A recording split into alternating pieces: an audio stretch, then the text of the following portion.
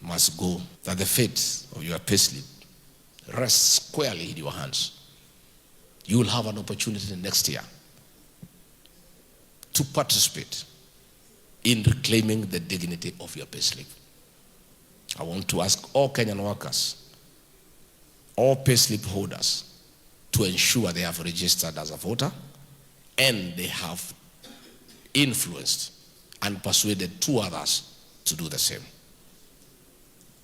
The 10.5 million payslip holders and their friends and relatives will join the rest of Kenyans, not just restoring the dignity of the payslip, but also restoring the Kenyan nation, creating good governance where there is accountability and transparency. So the ball is in the court of the Kenyan worker. You cannot continue crying as if you are helpless. You are not.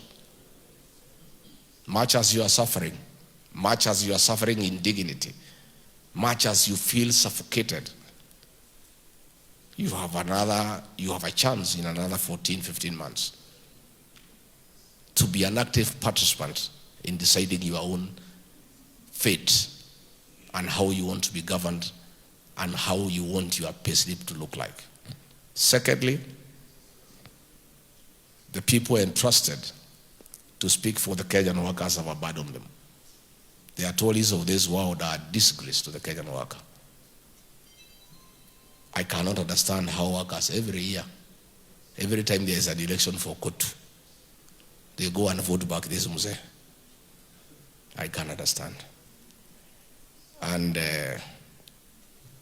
he's just after his own stomach. I remember when we came into office with William Ruto in 2022, this Atwoli had been on record campaigning for Azimio and actually advising William Ruto to look for a tree in Sugoi where he'll hang himself because he'll lose.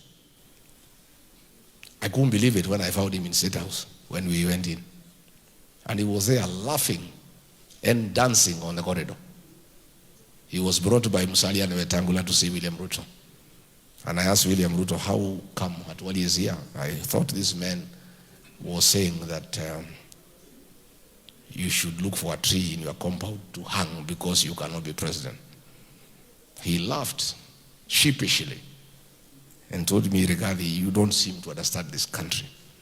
Every man has a price. He's Atwoli. He's a useless fellow. He just wants money. That's why he's here. And it has happened. He has abandoned the workers.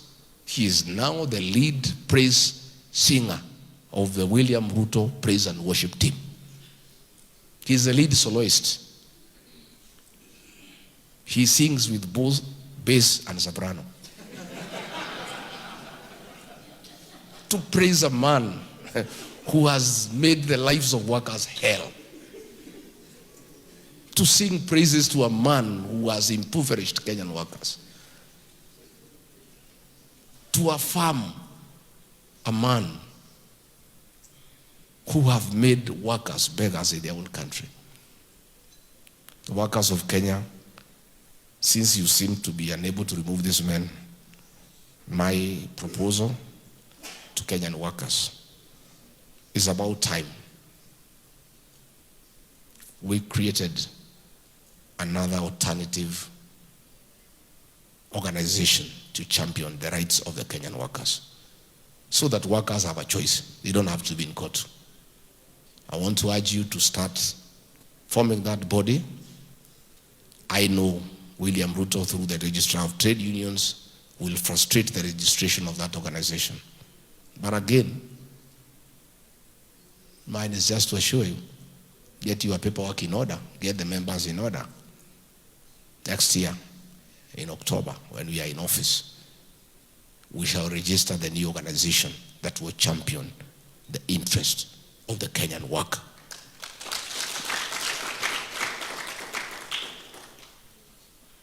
So today I don't want to talk anything outside the workers.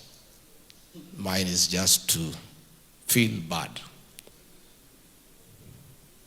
of the shame our country continue being subjected to internationally. You know the embarrassment we have faced as a country because of rebel leaders in Sudan being accommodated here in Kenya and being given diplomatic passports, where Kenya, in exchange of gold, is giving arms to RSF in Sudan that are used to kill women and children in Darfur. Internationally, we are very embarrassed. But the embarrassment of the Kenyan nation yesterday in Tanzania is very painful. William Ruto has launched fake projects here in Kenya. He keeps on announcing projects that do not exist. The man has become so bold that he is now announcing non-existent projects in a neighboring country. You know, it's so embarrassing to our country that a president from Kenya goes to Tanzania to announce that there will be a project in Tanga for oil refinery when the president of the country is not even aware of such a project. You know, it's a kind of insolence, impunity. You know, he has lied to Kenyans so much that he has no qualms about going to lie to the people of Tanzania. How do you go to a neighboring country to announce a project that is non-existent? And even the president of that country is complaining. At least Mama Suluhu, she is a very bad dictator who has blood on her hands. And we are happy that the International Criminal Court is slowly cornering her. But at least, despite being a brutal dictator, she had the decency to say, no, this is too much of a lie. You know? She's a terrible dictator, but at least she has some kind of conscience that it is wrong for a country, for a president from a different country to come and announce a non-existent project. So that's the kind of indignity that we continue to suffer as a country. But the beautiful part of it is that it's only for a time. For 14, 15 months and it's over. And I want to assure you, it will be over. There will be transformation. There will be new